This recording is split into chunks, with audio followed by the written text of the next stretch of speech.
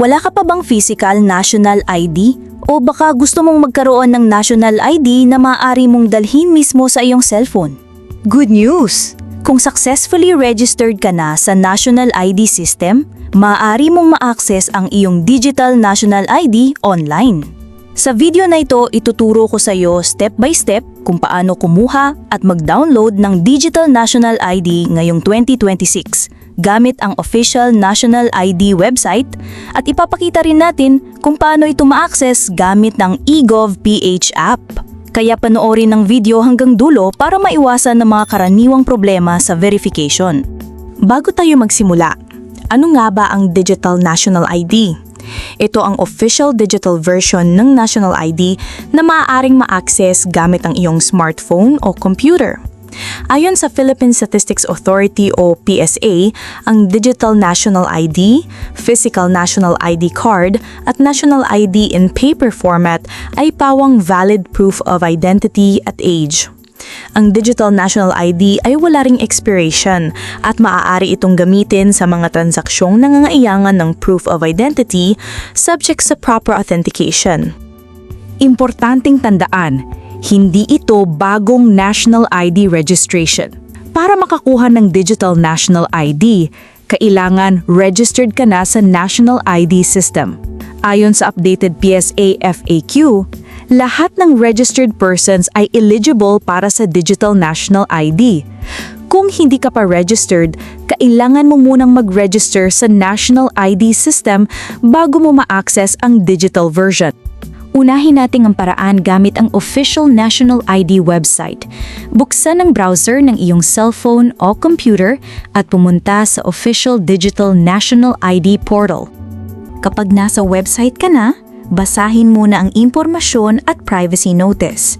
Pagkatapos, piliin ang proceed upang ibigay ang iyong consent na gamitin ang kinakailangan demographic information at facial image para ma-authenticate ang iyong identity. Susunod, ilagay ng tama ang iyong personal information. Kabilang dito ang iyong first name, middle name, last name, at date of birth. Siguraduhing tama ang spelling at tugma ang impormasyong inilagay mo sa iyong national ID registration record. Pagkatapos ay pindutin ang continue. Ngayon, kailangan mong i-verify ang iyong identity gamit ang facial authentication. Pindutin ang start liveness at sundin ang instructions na lalabas sa screen.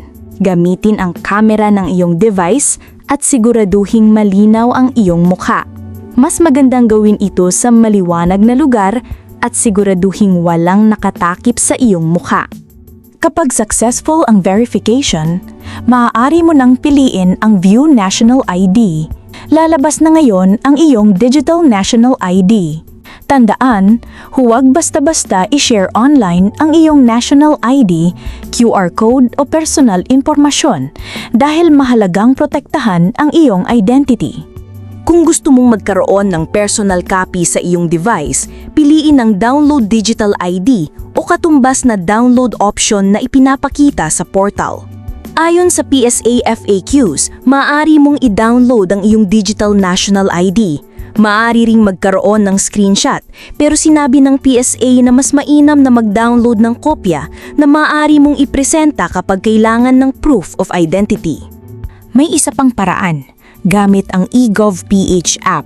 Ayon sa PSA, maaari ring ma-access ang digital national ID sa eGovPH mobile application.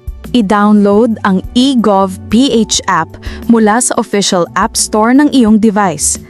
Pagkatapos, gumawa ng account gamit ang iyong active mobile number at email address at mag-set ng 6-digit passcode para sa seguridad ng account.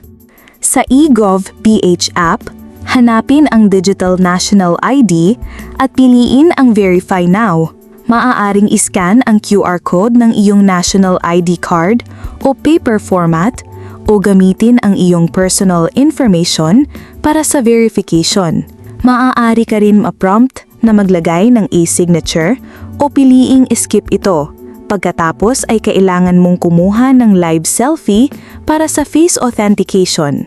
Kapag successful na ang verification, piliin ang mobile ID upang ma-access ang iyong digital national ID. At iyon na, nasa iyong cellphone na ang iyong official digital national ID. Pwede ba itong gamiting valid ID? Oo. Ayon sa PSA, ang digital national ID ay valid proof of identity at age, subject sa proper authentication. Wala rin itong expiration at dapat itong tanggapin sa mga government at private transactions na nangangailangan ng proof of identity at age alinsunod sa applicable national ID rules. Kung kailangang i-authenticate ang digital national ID, may official national ID check ang gobyerno. Maaaring iscan ang QR code ng digital national ID upang ma-check ang authenticity nito. Paano naman kung nagkaroon ng verification failure? Una, siguraduhing tama ang personal information na inilagay mo at subukang muli ang facial verification sa maliwanag na lugar. Siguraduhin ding mayroon kang stable internet connection dahil kailangan ng internet para ma-access o ma-download ang digital national ID.